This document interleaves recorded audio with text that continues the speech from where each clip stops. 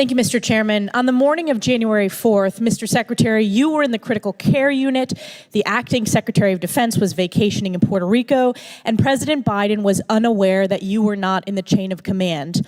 Now, as you know, I represent Fort Drum in the 10th Mountain Division, which you know well. Thank you for your service there in the North Country. But on this same date of January 4th, do you know how many 10th Mountain Division soldiers were deployed and are still deployed today in Iraq and Syria in support of Operation Inherent Resolve? I know that they are deployed. I don't know what the number is. It's just over 2,500. And on January 4th, at approximately 4 a.m. our time, the U.S. carried out a significant strike against a senior Iranian-backed leader in Iraq, correct? That's correct. And because President Biden did not know you were outside of the chain of command during this U.S. strike, if Iran or its proxies in Iraq or Syria had carried out a retaliatory strike against 10th Mountain Division soldiers, the president's chain of command would have and could have broken down, potentially delaying presidential orders to protect lives of American forces, constituents that I represent. Do you understand why this is unacceptable to the American people and to those military families? Well, thanks. First of all, I would say that when we're attacked, we have the right to defend ourselves and respond immediately if it's a local attack. If a strike is warranted, then recommendations need to be provided to the president.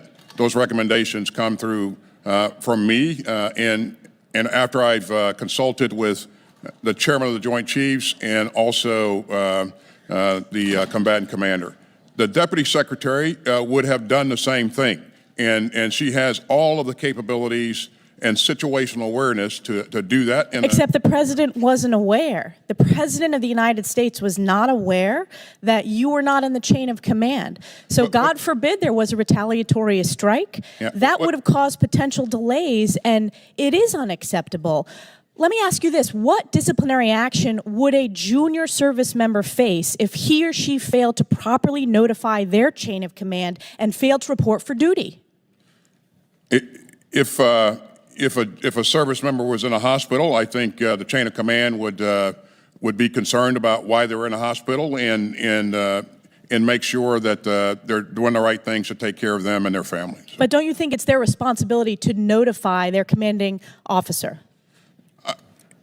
I think the answer is yes. Possible, yes. In my case, I would expect that my organization would do the right things to notify senior leaders if I am the patient in the hospital. Yeah.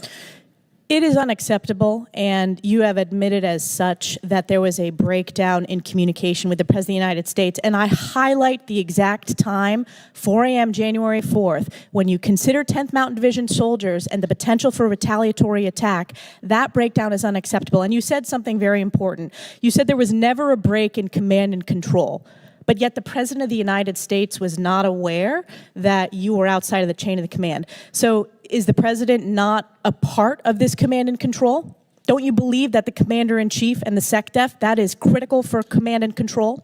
He is clearly at the top of the chain in terms of command and control. But what's important is that we provide him with credible options and that he can pursue to address any situation. And it would have happened in this case because— Except he was unaware. So what's important is the president was unaware of this breakdown in command and control, and you were not there in terms of who he would hear from. Time's expired. Chair, now recognize gentleman.